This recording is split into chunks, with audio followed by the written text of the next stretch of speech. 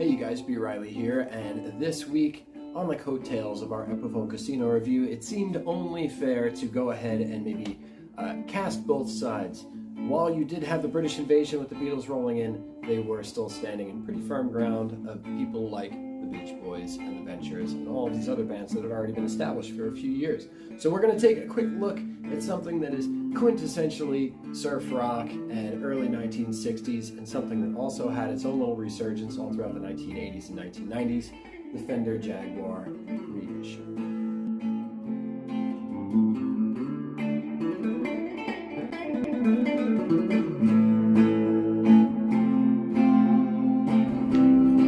Hey guys, B. Riley here. You can find me over here on Instagram, not over there, more over.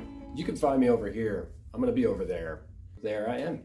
Disclosure? Disclaimer? I don't know. Just a disclaimer right here and right now. There are so many different models of Fender Jaguar that are available now from Fender. Everything that I say from here on out is just dealing with this. And this is a made in Mexico modern player Fender Jaguar reissue. This guitar, it's kind of weird, and here's the reason why. This is strange. This is strange. Strange. Okay, the bridge on this guitar. Can we just talk about the bridge on this guitar? I know this is annoying. I don't care. Whatever. Here. We're talking. This is great. We're talking it out. You know, it's a tune-o-matic bridge on a Jag, and I would love to pretend that I didn't use my eyes to look at a guitar sometimes. But the truth of it is that I find that this is a bit contrary to the design. It's a bit oppositional. It just doesn't look right. It's like somebody pulled up in a 1953 Studebaker and the thing's got like 26-inch spinning wheels on it. Or, you went to go watch Red Notice on Netflix and you found out that Leslie Jordan was sitting in for The Rock. There's a substitution there that just doesn't jive visually.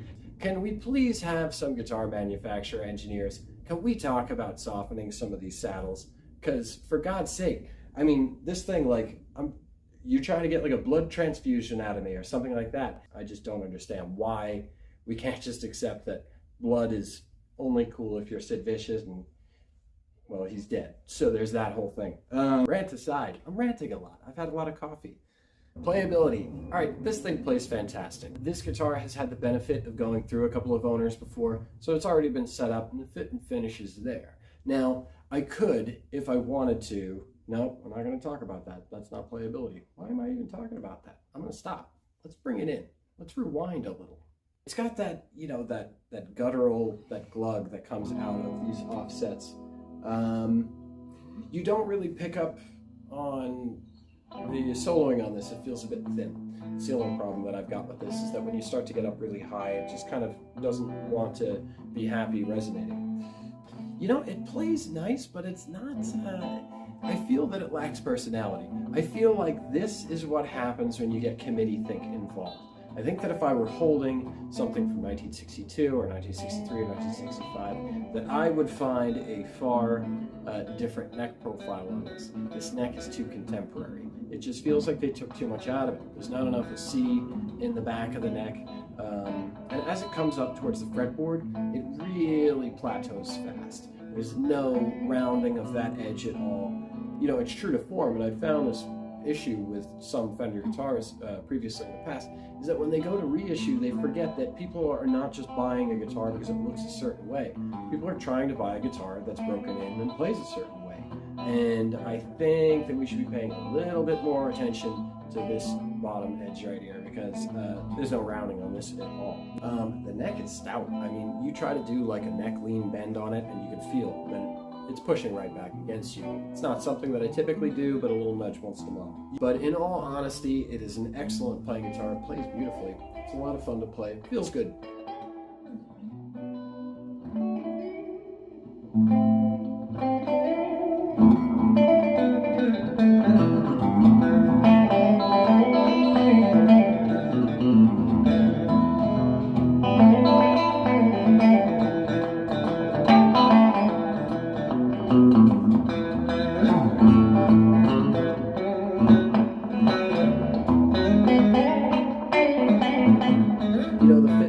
On this is not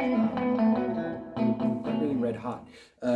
When you start to look at all the tight seams where you should have pick guards or control plates that meet up. They don't. They kind of come in on an angle or come in slightly sideways. There are gaps where I could fit a guitar pick in between the pick guard and the control plates. The screws don't seem to go in on a straight angle. I know that this guitar is as it was from the factory, and there are multitudes of screws that are coming in, and they're going in, you know, cantered off to the side.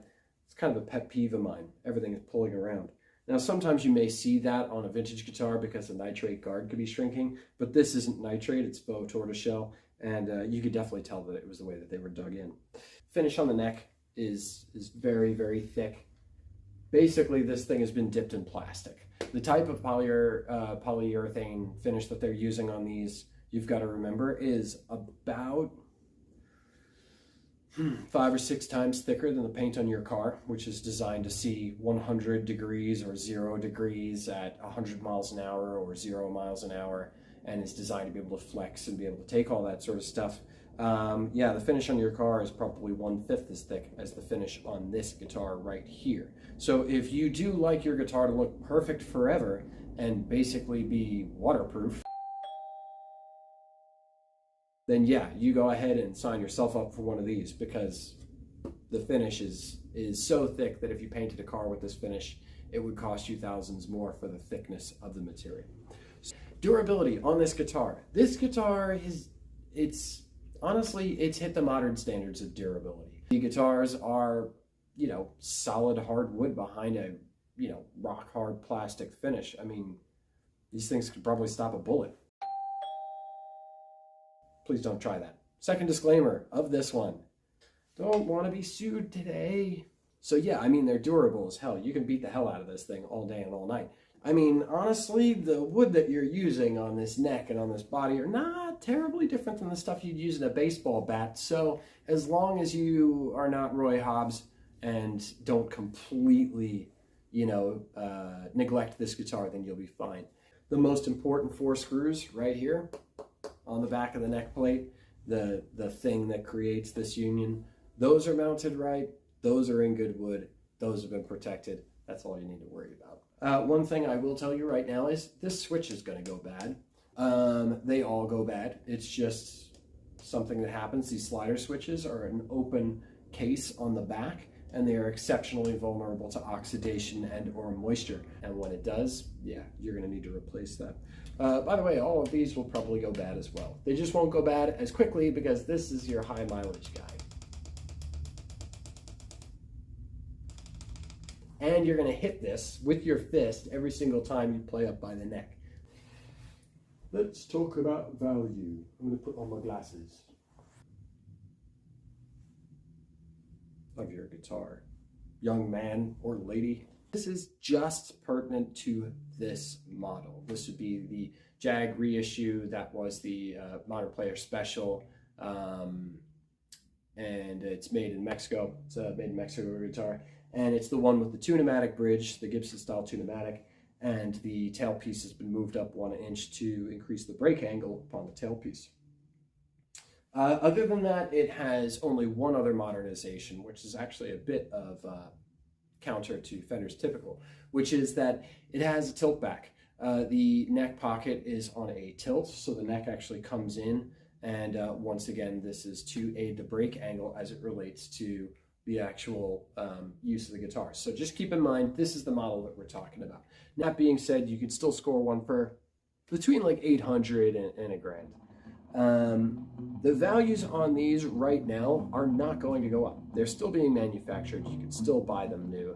Just keep in mind that anytime that you're purchasing something that can be purchased new, and I mean like the exact model, that's still continuing to increase the supply. So unfortunately, what you will find is a lot of people selling something that's nearly brand new for $1,000, and a lot of people selling something that is brand new for about $1,000, maybe $25 shipping or something like that. When you get into that value, unfortunately, what that means is that until your guitar drops in such sufficient value that you are going to try to off it for a cheaper price, that you're not going to be able to incentivize that sale. So in this way, this particular Jag is not a quick turn resale value. it's not a quick turn. You're not able to turn it quick for a flip unless you're getting it for super cheap. So if you're seeing one for 8 or 9, maybe keep your hands in your pockets. And if you're seeing anything for over $1,000, unless it's really speaking to you, it's a color that you're just vibing with, or it's got a modification that appeals to you personally, I would say go ahead and sit on your hands. Now, if you are looking for a long-term investment, these are always good. Just make sure that you're staying a little closer to the shore. The historically accurate reissues are going to be gaining in value more and more, while the more progressive ones, they're going to have to go out and earn their keep. They're going to go get passed around by all the high school and the college kids and the junior high kids and middle school kids and get the crap kicked out of them, and then we'll all be fighting for them later on when they're vintage. I would say go closer to the more historically accurate reissues, and if you can get your hands on something made in Japan, that is always a huge plus. As far as the differentiation between these and the American models are beautiful guitars, and I really do love them. But the only thing is that the American models, the improvement on quality that they have above, say, the Made in Mexico guitars is so minute that I just at this point cannot advise anybody to justify an expense in a tonal sense for those American models versus the Made in Mexico ones. Now, if you have the money, you can, and you can be my guest. Those are beautiful guitars, like I just said. However, that being said, those of you who are a bit more budget-minded, stay in the Made in Mexico camp. These guitars are fantastic. I mean, other than like, a screw being put in a varied angle or something like that, these guitars are great, durable, they sound awesome. And I promise you that when you're recording with these, that absolutely nobody listening is going to be able to tell the difference. Well, guys, there you have it. Obviously, hopefully you've made up your mind. One of the great things about doing these reviews is I don't really feel like I'm pushing anybody to buy anything that they don't want. Chances are, if you're already searching here, then it's something you're already looking into. So if there is anything that you're looking to take a closer look at, or something you're interested in, go ahead and drop it into the comments section. Other than that, if you could please like and subscribe, I would greatly appreciate it. Obviously, it'd be lovely if you were willing to support the channel. And if you're not, maybe we'll get you later. Anyway, do enjoy, and remember, the most important thing about any of these reviews is the objective to just get you practicing, get out there and play and make some loud noises, and and have fun while you're doing it. Okay, I'm still B. Riley. You can still find me over there where the floating magic circle button is, and go ahead and hit that subscribe button, and we'll see you next time.